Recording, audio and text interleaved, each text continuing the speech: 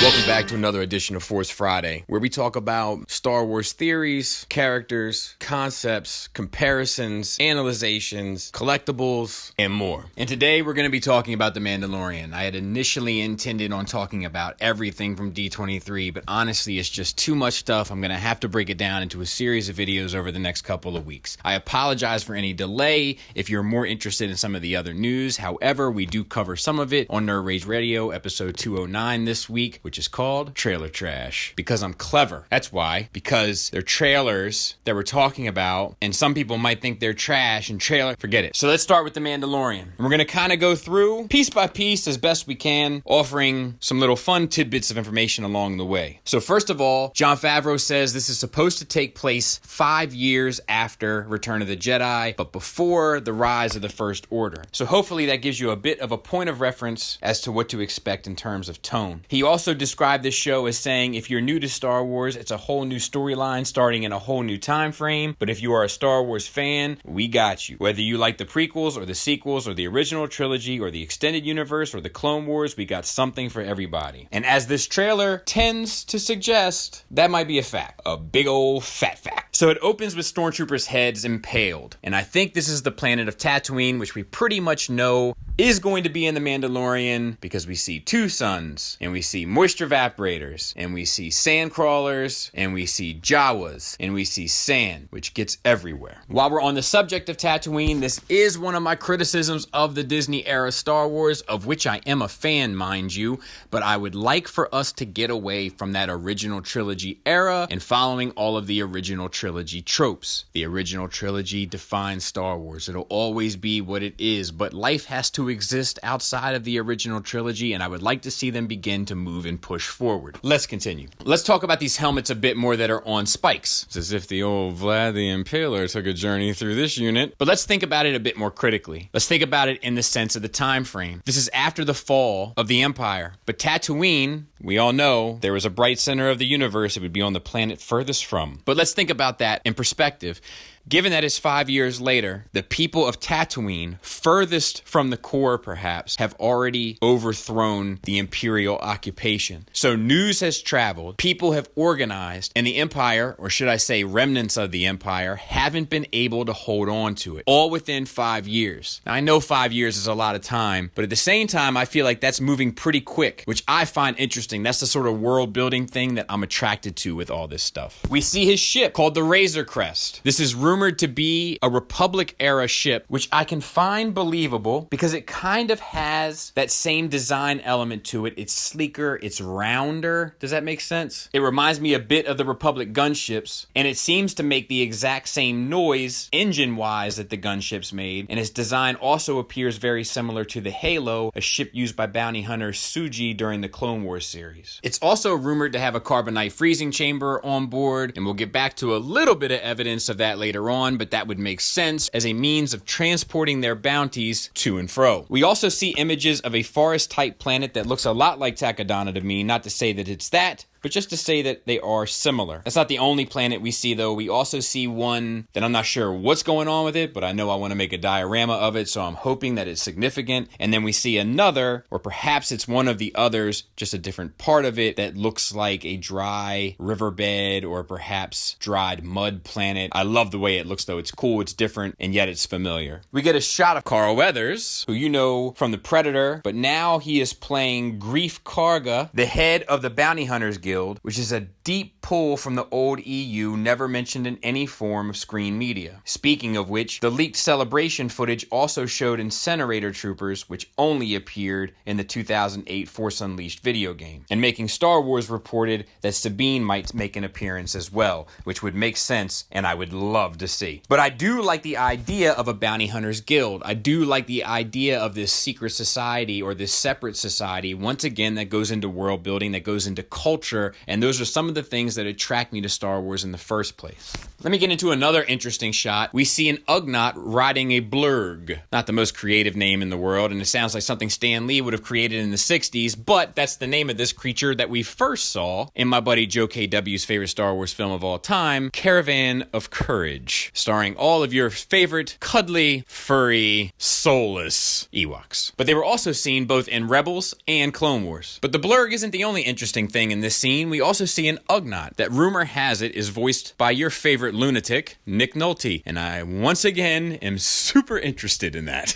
We then get a shot of a crew. I'm not sure if these are supposed to be bounty hunters or mercenaries or scum or perhaps even villainy, but in that shot we get a Twi'lek, and I'm pretty sure she's winking at me. And look, not for nothing, while we're on the subject, if I was to live in this universe for more than 2 weeks and I had no hope of ever getting back to my family, the first individual I would try to meet is a young lady Twi'lek. Something about him. Don't know what it is, don't know what it says about my psychology, not sure if it's the tendrils or the tentacles or whatever you want to call them, but something about them makes me want to meet one. Intimately. But she's not the only character we see in this ragtag group. We get a shot of Mark Boone Jr., who we know from Batman Begins, They Don't Eat Falafel, as well as what is rumored to be Bill Burr, who I couldn't be more excited about. I think he has the right attitude for that world, and I'm a personal huge fan of his. Top 5 current comedians, in my opinion. We can talk about that later. We also get to see Death Troopers, and later on Stormtroopers. But once again, that's just kind of tying back to this awkward phase of life in this universe at this point, where the Empire is gone, even pushed out of the outer reaches, but there's still remnants that remain in some capacity, it would seem. And it's this fine, delicate balance of still having strength but not being powerful.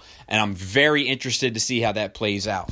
While we're on the subject of troopers, there's 2 things I want to take note of. One, there are rumors circulating that at some point he uses Death Trooper armor to kind of upgrade his own, he being the Mandalorian. And 2, a lot of the 501st were utilized in playing the troopers in this show, and I love stuff like that. I love when a company or corporation pays a little homage to the fan base, gives them support, and shows them love for all the love that they have received in return. It's a class act, and the Star Wars Lucasfilm franchise is known for it. And they seem to be led by none other than Giancarlo Esposito, who I'm a personal big fan of as well, and in my opinion has a strong knack for character act. Another character that we have to talk about is the one played by Gina Carano, who apparently was a former Republic shock trooper, which I'm not sure what that is. I remember the shock troopers from the Republic era, I guess, but that doesn't seem to add up age-wise. I don't know. I don't have all the answers, you know what I mean? Also in the trailer, we see footage of the Razor Crest being chased by an unknown ship,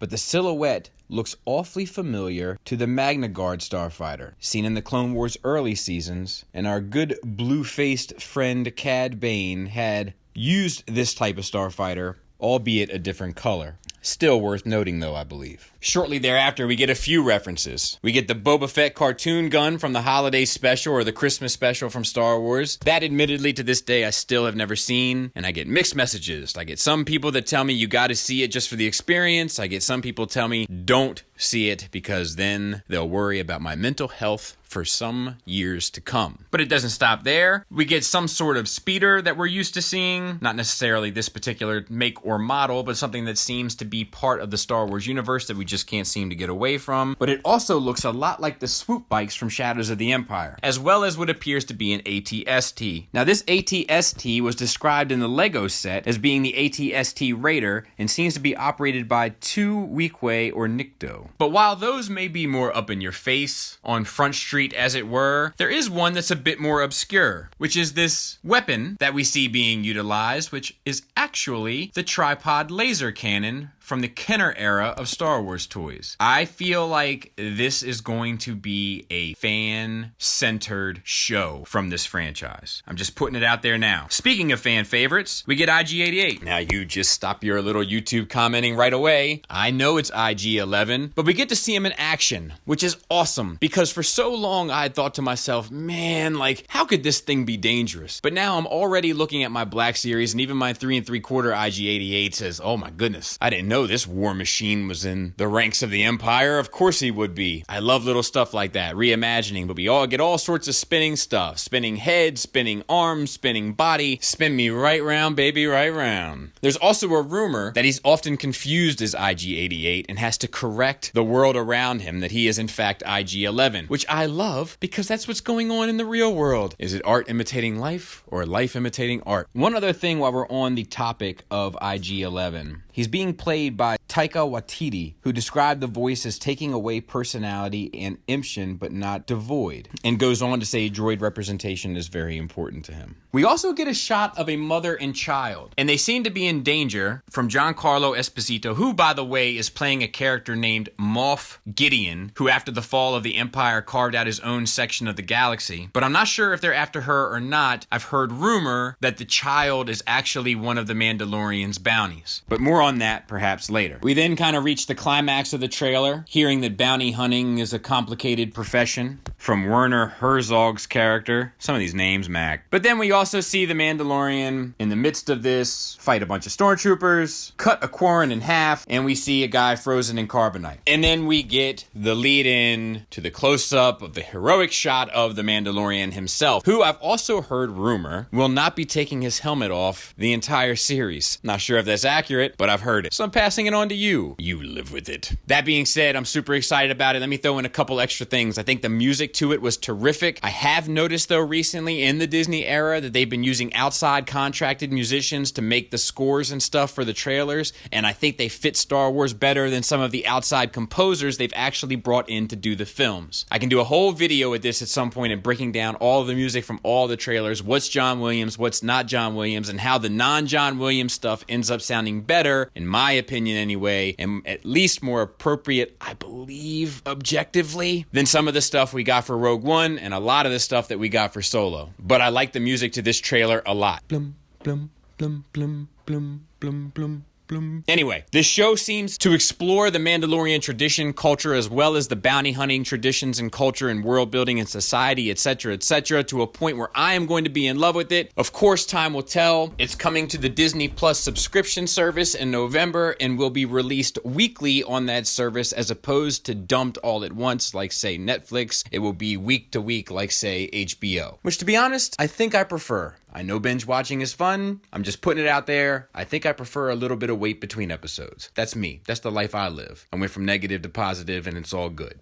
Another thing I want to comment on is this show looks amazing. The production value of this looks insanely high, which makes sense because it's rumored to be at about 15 million an episode. So I guess you get what you pay for, much like everything else. It does look like we're getting tons of gadgetry from the Mandalorians with our lead character with ropes and knives and guns and etc. I also like the idea of him and this IG droid kind of palling around for what it's worth. I'm a huge fan of the cast. I'm a huge fan of what's seemingly the tone. And I say all that even in spite of the idea that I kind of want to get away from this era. To be honest, if it was something about the space between 6 and 7, I'm much more interested and curious about what's going on more so in the core, both politically and military-wise, than I am on the outer reaches. But I'll take what they give me because I'm a fan and I love this stuff. Thanks for listening. Thanks for watching. Until next time, take care.